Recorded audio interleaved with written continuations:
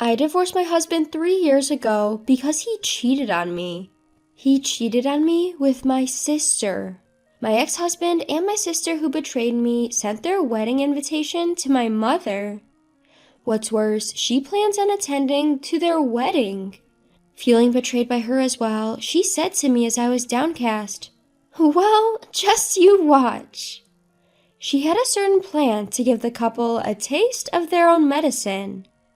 My name is Catherine, and my husband, Bob, used to be my junior at my workplace. While Bob could be a bit unreliable, he was honest and friendly, so I, as the one in charge of training him, enthusiastically taught him his job. When he first started, he was nervous about his work, but over time, he gradually got closer to me. "Catherine, are you free this coming weekend?" I was surprised when he asked me out on a date, but I felt a manliness in his face that was different from what he showed at work, which made my heart flutter. Since then, he and I often went out together. "Catherine, will you be my girlfriend?" By the time we were 6 months into dating, he had become fully capable of doing his job on his own. "Bob has certainly become a valuable asset to our company." I was happy as if it were my own achievement when others in the company praised him. After that, he was promoted and transferred to a different department, and that move was a cue for him to propose to me. "Catherine, I want you to marry me." Yes, I'd love to. My parents and my sister Lucy at home all quickly took a liking to Bob, and our marriage proceeded smoothly. Especially Lucy, being the same age as Bob, got along with him immediately. Gosh, I wish I could marry a kind guy like Bob. Plus, despite his looks, he's quite highly regarded at work, right? Lucy, who had just broken up with her boyfriend, seemed to be longing for marriage and envious of me. After getting married, I continued to work while doing housework, supporting Bob both at work and home by giving him advice about his job. Or maybe it was just me who thought I was supporting him well. A year after we got married, he started coming home late and even later, and there were hardly any days when we had dinner together. "Hey Bob, you don't talk much about work lately. Is everything okay?" "It's nothing." "But you're coming home late every day. If there's any trouble, I'd like to help in any way I can."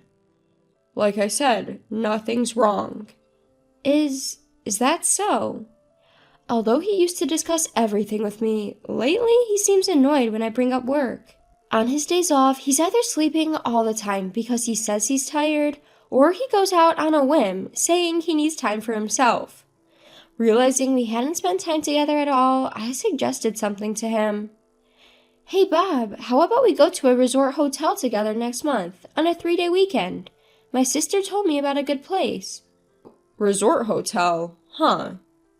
It would be a perfect way to relieve our stress from work. I took care of the arrangements, such as booking the hotel during breaks at work on behalf of him, who was busy, or proceeded with the preparations. Then, 1 week before the trip, "Bob, what time should we leave home next week?" "Huh. Oh, was the resort trip next week? I forgot to mention, I have a business trip on the 3-day weekend next week." "What? But I told you about this a long time ago." "It's work. Can't be helped." I see. Bob's department seems to be busy as usual, and he often has to go on business trips, so it seems like there was no choice but to give up this time. "All right, I'm off." Like always, he left early in the morning for his business trip. If everything had gone as planned, we would have been on our way to the resort right now. While I was still feeling down, I received a phone call. The call was from the hotel I had booked. They had called to confirm our expected arrival time as the cancellation email I thought I had sent apparently hadn't gone through. That's it. I might as well invite Lucy since it's already arranged. I called my parents' house, but Lucy had gone out in the morning and wasn't coming back that day. Instead of Lucy, I decided to invite my mother to the resort on a whim. Unlike my outgoing sister, my mother wouldn't be able to go out on such a short notice, so I had half given up, but surprisingly, she agreed to go. "Really? Is it okay to leave Dad alone?" "Right now, I'm more worried about you than your father." Apparently, she had noticed my lack of energy lately and had decided to accompany me on the trip. Mom, thank you. No, thank you, Catherine. I'm thrilled that we unexpectedly have this chance to travel together. Deciding to enjoy the rare journey with her, we set out.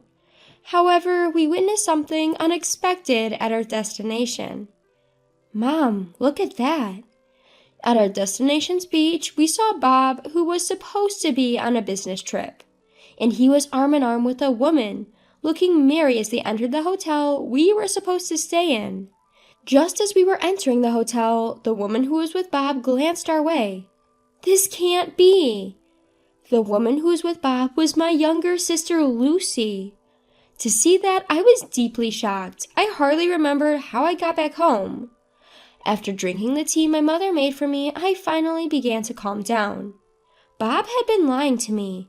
And not only Bob, I had been deceived by Lucy too. Once I had regained my composure, I called Bob's department. As I suspected, they told me that Bob's department had been cutting back on work for several years, and they tried not to even let him do much overtime, let alone business trips. When I told my mother about the days when Bob had come home late and his past business trips, they perfectly matched the times when Lucy wasn't at home. So, all this time, when he was coming home late or when he was away on business trips overnight, he was meeting Lucy? Knowing the truth, what welled up inside me was not sadness, but anger. Mom, I'm going to divorce Bob, and I don't want to see Lucy's face, so I won't be coming home for a while. My mother silently listened to what I had to say. I prepared steadily until Bob and Lucy returned from their trip. I went to the town hall to get the divorce papers, signed a contract for a new place to live, packed my belongings, and headed for the weekly rental, where I would stay until I could move into my new place. I left only a letter for Bob and the divorce papers in our home. I mentioned in the letter that all details regarding alimony and such would be handled through a lawyer and blocked all contact from Bob. I didn't tell my new address to my parents because I didn't want Bob or Lucy to know. Although we worked at the same company and occasionally ran into each other, I completely ignored Bob. Perhaps realizing the hopelessness of the situation from my demeanor, Bob agreed to the divorce promptly. I didn't tell anyone at the company the reason for the divorce, but it seemed that they sensed something from my behavior and refrained from asking about it. 3 years had passed since I distanced myself from Bob and my parents' home. One day, I found my mother standing in front of me as I was about to return to my apartment after being done with work. Mom, what are you doing here? I have something to tell you. She showed me an invitation. This is from Bob and Lucy? Apparently, after what happened, Lucy moved out of our parents' house and into Bob's. I had suspected they might get remarried, but I didn't think they'd have a wedding ceremony and invite our parents. So, Mom, are you going? Of course I am. I see. I was the only one who couldn't forgive them yet. I'm sure Bob and Lucy invited our parents to the ceremony thinking the same thing. I had no right to say anything, having become estranged not only from Bob, but also from my parents. Seeing my gloom, she gave a sly smile. Don't worry, I have no intention to give them my blessings. Just wait and see, haha. And on the day of the wedding, she video called me. I don't want to see them. I was about to hang up the phone, but remembering my mother's words from before, I left my phone screen on. On the screen, they were just starting to show a slideshow. The MC began to introduce the slideshow. These slides were made by the bride's mother. She gathered photos of her beloved daughter from birth to present. While surprised that my not-so-tech-savvy mother was able to create such a slideshow, I was becoming saddened again. My mother? For Lucy? But the next moment, I was glued to the screen. This wasn't Lucy. The start of the slideshow was a picture of when I was born. How cute! She vaguely resembles Lucy, doesn't she? While the guests were watching with warm feelings, Lucy's face tightened. The MC continued. From a young age, our bride was family-oriented, diligently spent her student years, was accepted into her dream university, and even after employment, she was a woman who was heavily relied upon at her company. The friends and coworkers of Lucy, who knew her from her student years in her workplace, began to murmur, "Huh? Isn't that the matriculation ceremony picture from Harvard? Lucy didn't go to such a good school, did she? Hey, that company's orientation photo isn't ours, right? And if you look closely, their faces are totally different. That's not Lucy, is it?" It seems that Bob finally noticed. "What the heck is this? This isn't Lucy, it's..." The MC, unaware of the flustered bride and groom, continued to progress the slides. "And then she met Bob at her company. According to her mother, at first, the bride was instructing the groom as his mentor. From there, the two got married." Huh? What followed was a picture of my wedding ceremony with Bob. The MC couldn't hide his confusion. When the puzzled MC fell silent, my mother went onto the stage and grabbed the microphone. "I'll take over from here and deliver commentary for these slides." She smoothly continued the commentary while advancing the slides. Even after their marriage, my daughter supported Bob in both his professional and personal life. But Bob began to have less and less time for my daughter due to work. In an attempt to ease his stress, my daughter planned a trip to a resort. "Mother-in-law, wait a minute, please." While Lucy turned pale and Bob tried to stop her, my mother-in-law continued the slideshow. The next picture was of Bob and Lucy cheerfully entering a hotel at the resort. Finally, a photo of the bride and groom appeared, and the MC and the guests finally quieted down. However, Bob and Lucy only continued to turn paler. However, the resort trip planned by my daughter was turned down by Bob, saying he had a business trip. My daughter was understanding and invited me to the resort trip instead, and what we witnessed there was Bob's infidelity. With my mother's words, the venue started to buzz again. Infidelity scene? This is Lucy and Bob, right? Could it be a marriage affair? But why is Lucy's mother doing this? To answer the guest question, my mother slowly continued. Bob, who was married to my beloved daughter Catherine, he was supposed to protect her and her happiness for life. Yet he betrayed her. He had an affair with Lucy, Catherine's own younger sister. Mom, stop it! Today is my wedding day. Can't you just be happy for us and give us your blessings? Lucy was crying as she tried to stop my mother. But still, my mother turned a cold eye towards Lucy and said, I have always wished for your happiness. You are the one who ruined it first. But Catherine always considered not just her own happiness, but the happiness of our family. Lucy, what about you? Have you ever thought about how much Catherine would be hurt by what you did? But it's not fair. Everything always seemed to be going well for Catherine. So instead of rejoicing your family's happiness, you would get jealous. Mother-in-law, please stop. Lucy is also your precious daughter, right? Then why can't you celebrate our new beginning? Why are you doing this? I don't want to be part of a family with an insincere person like you. I realized this after attending today's ceremony. If you were really planning to start anew, why didn't you invite anyone from your company, Bob? If you're going to make a grand ceremony like this, shouldn't you properly apologize to Catherine? You didn't even bother to do that, but still had the nerves to invite me and my husband here. This is unacceptable. But Catherine has been ignoring me because... After what you did? Of course she would ignore you. But that's all in the past now. You think Catherine's wounds can heal in just 3 years? Or that you can regain our trust in just 3 years? Who do you take us for? With that, my mother left the venue with my father. Suddenly, my mother's voice echoed from my phone. Catherine, were you watching? Yeah. I'm sorry for bringing back painful memories, but I can't forgive these two for pretending like nothing happened. No, thank you. I feel relieved. It's as if you said everything I wanted to say. That's right, you always hold back. I thought it was too soft of you to not tell your coworkers the reason for your divorce. After that, she sent me the records of our conversation with Bob at the wedding, just as she said.